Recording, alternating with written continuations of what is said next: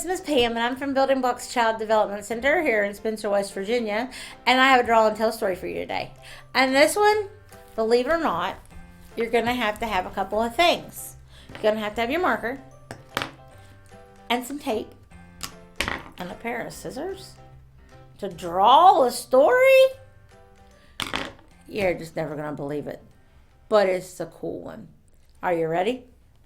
All right, so here we have our paper.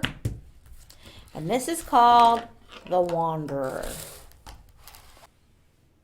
Milos was a wanderer, and he usually loved his wandering life. But this particular day, he was miserable. He was heading north along this deserted country road. Right there he is, wandering along.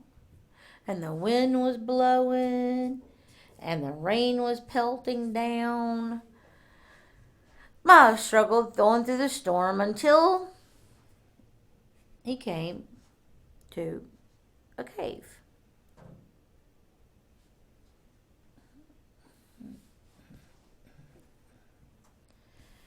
All right. And here's the cave.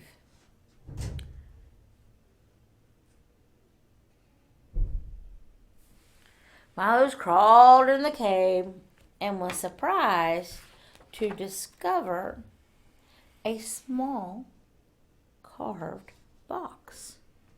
Shivering in the darkness of the cave, the first thought that came to Milos was that the box might be traded for a hot meal and a bed if he could find an inn along the road. So he started out walking again, taking the box with him, and by, he came to a small inn.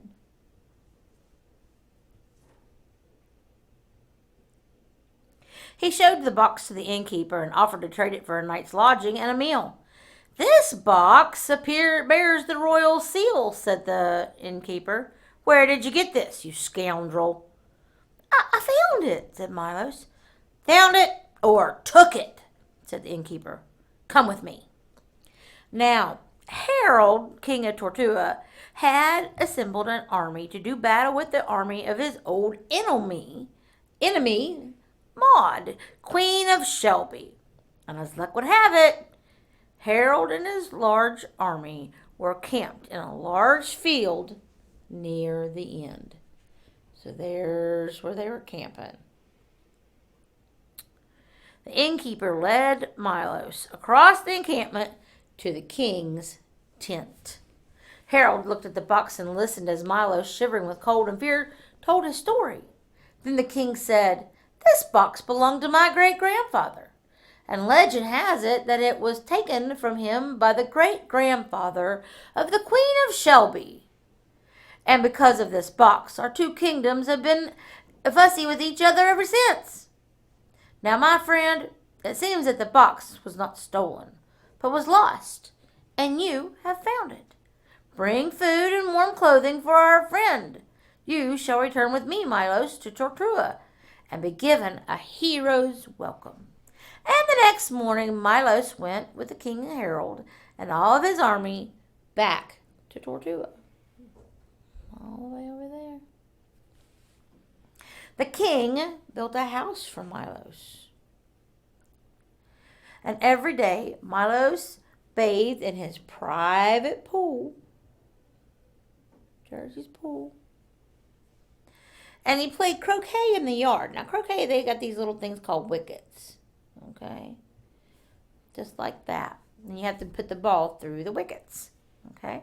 They had good food to eat, and he was warm and dry. But Milos was not completely happy.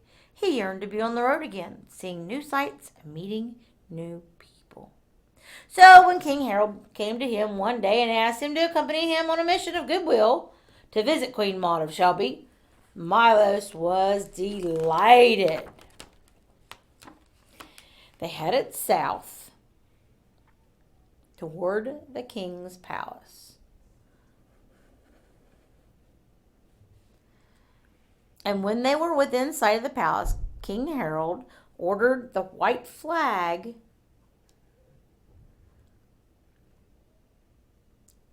to be unfurled to signal that they came in peace. Then they proceeded to Queen Maud's palace, right over there. And they spent a week there. And as they left the palace, they came to the high road north. Milo said to King Harold, "Your Majesty, I must leave you here. I am grateful for the friendship and for the house that you've given me, but I am a wanderer, and the time has come for me to wander." "But," protested the king, when I met you, you were wet and cold and miserable." "Oh, it is true," said Milos.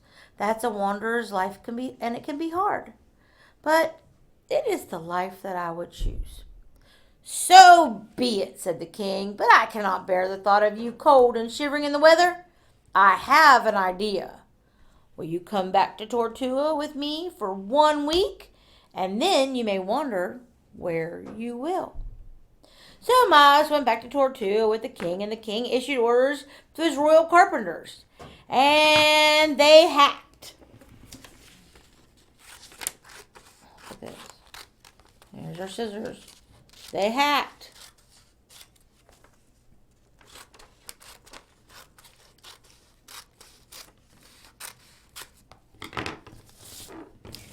Turn it over. And they tacked. We're going to have some tape to tack. They hewed and they glued and they sliced and they spliced. And finally it was ready. "What is it?" asked Milos. We're going to put our tape on there.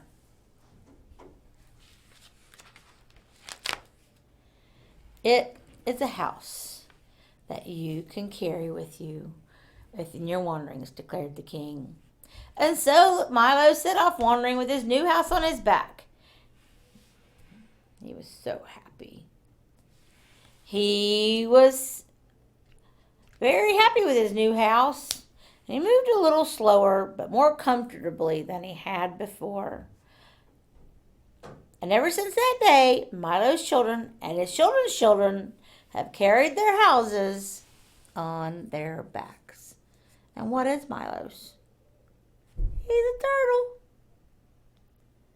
And there you go. That is the story of the Wanderer.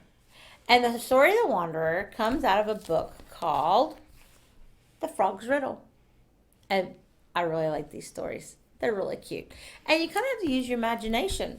Because, I mean, did you know that we were making a turtle? Pretty cool. See what you can make and see if you can do it. And I will have another story for you next time.